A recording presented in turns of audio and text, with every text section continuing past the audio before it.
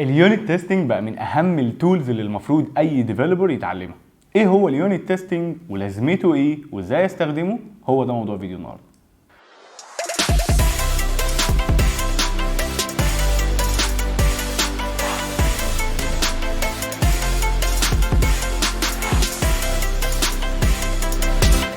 اوكي، تعالى كده نفكر في الموضوع ببساطه خالص. لو احنا بنعمل فانكشن، الفانكشن دي بتعمل فيتشر معينه في ابلكيشن، والمفروض ان احنا بعد ما نكتب الفانكشن ديت ندخلها في الابلكيشن. اكيد ما ينفعش نكتبها وندخلها في الابلكيشن على طول، المفروض نعمل لها تيستنج هي لوحدها كفانكشن. الفانكشن دي كده بنعتبرها يونت من ضمن يونتس كتير موجوده جوه الابلكيشن. ومش شرط اليونت يكون فانكشن، ممكن يكون مجموعه فانكشنز او مجموعه كلاسز، بس في الاخر ان هي بتعمل فانكشناليتي واحده. ده كده اسمه يونت. احنا بقى بنحتاج نعمل تيستنج لليونت دي اللي هي بتعمل الفيتشر دي. ده كده اسمه يونت تيستنج. فاليونت تيستنج ان احنا بنتست او بنختبر يونت معين او جزء معين من الكود بيعمل فانكشناليتي معينه عشان نتاكد ان هو بيميت الريكويرمنتس اللي احنا عايزها او اللي احنا عايزينها. اوكي، طيب ايه بقى اللي انا هستفيده من اليونت تيستنج؟ اول حاجه الكواليتي بتاع الكود بتاعي هتبقى احسن كتير. الحاجه الثانيه ان انا هميت الريكويرمنتس اصلا بتاع الابلكيشن اللي انا بعمله، يعني انا هعمل المطلوب مش هعمل حاجه ثانيه.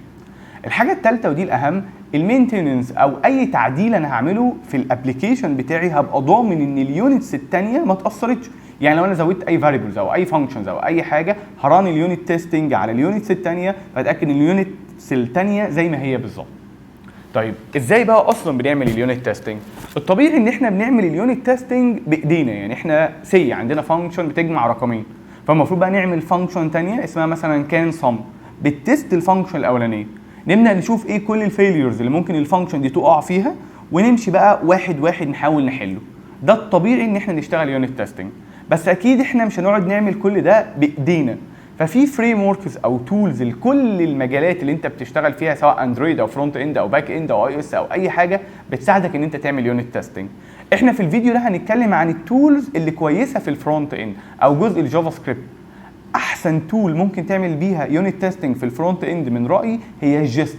في حاجه اسمها جيست دي فيسبوك اللي عاملاها، والمفروض انها بتشتغل مع رياكت ورياكت نيتيف، بس هي بتشتغل مع اي فريم وركس وكويسه جدا. في حاجه ثانيه اسمها جاسمين دي برده كويسه جدا. فانت ممكن تتعلم جيست او ممكن تتعلم جاسمين عشان تعمل يونت تيستنج في الفرونت اند. ده كان انترو بسيطه عن اليونت تيستنج، وده كان فيديو النهارده، وان شاء الله نشوفكم الفيديو الجاي على خير.